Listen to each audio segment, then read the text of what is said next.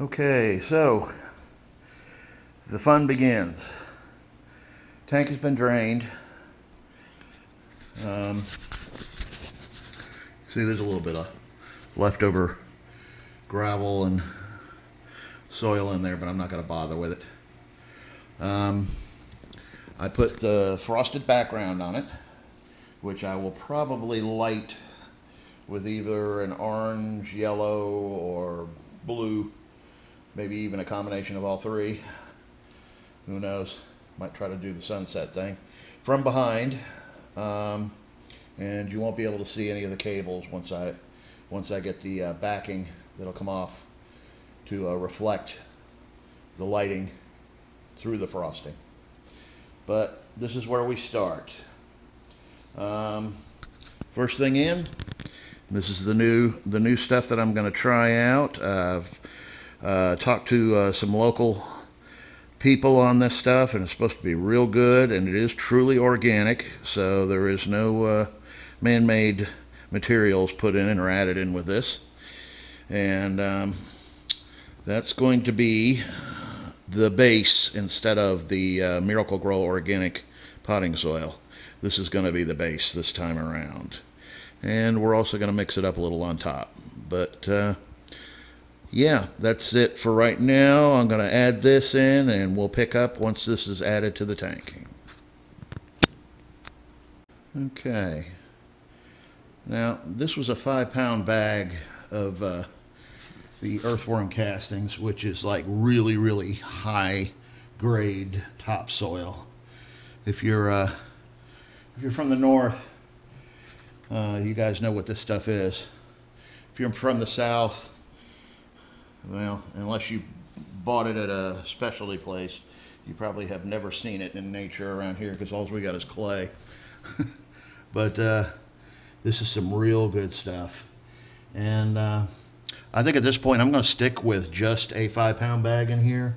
This stuff is so packed full of nutrients. I feel like if I added another bag of it and then tried to cap it with that, I would have so many free-floating nutrients for the first month or so that I probably wouldn't even be able to keep fish in it.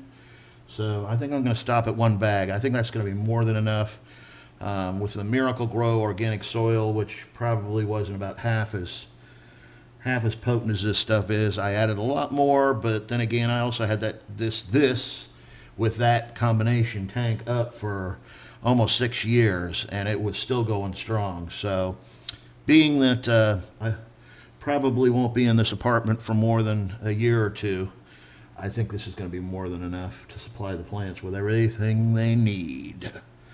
So next, we're going to go on to the first clay cap, which is the high CEC, which means the clay acts like a sponge and absorbs all the good organic minerals and organic components and stuff like that, and then slowly releases them. It's kind of like a natural slow release tablet for the roots. So it pulls some of that stuff in that's going to be released anyway, and hopefully it won't get into the water column, at least not as much. But that's where we're at. Coming up next, the clay cap. Okay, so we've got the clay in now. I'm going to go into depth a lot more about where this clay came from. In my last series, I used a product called Safety Zorb, which was an oil dry, and this is very similar to it, but here's the Halloween twist to this whole thing. This particular drying agent is actually used in morgues when they do the autopsies, to clean up the blood off the floor, or to absorb the blood off the floor. It's supposed to be a higher CEC content than the Safety Zorb for oil. And it's supposed to be a little bit cleaner and less dust and less debris or whatever. But I'll go into more detail on that in the future. So next step is an oldie but a goodie, because it's trusted and it's worked, and because I don't want to pay the extra almost $10 for the carob sea that's got the bacteria and all that stuff. I can't think of the name of it. Eco-Complete. Eco-Complete. This is the same stuff. It's just a little bit dustier. So what? You know. So you gotta rinse it down a little bit more, and it doesn't have the active bacteria in it. You know, when you're starting up a new tank, I don't think that really. I think that's more of a selling angle than anything else. So I'm going with the Floramax. It's cheaper. It's the same stuff as Eco-Complete. It's just not as refined, and it's not wet with the supposed active bacteria in it.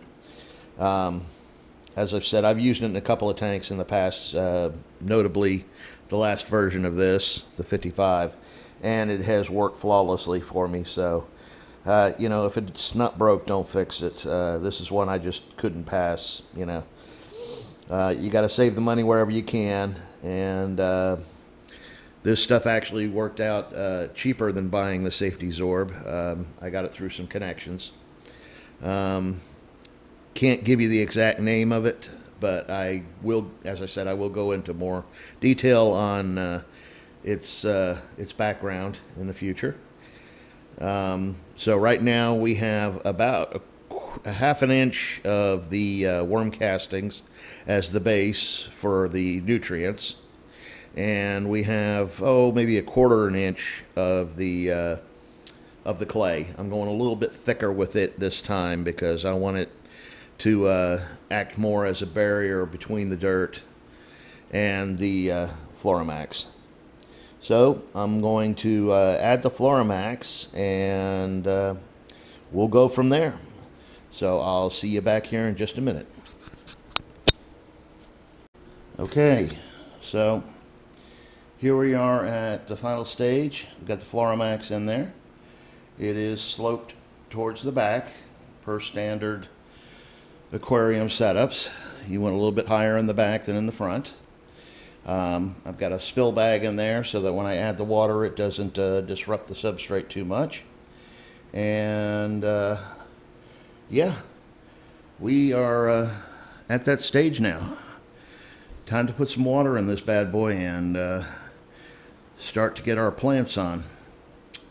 So next up, water and some plants.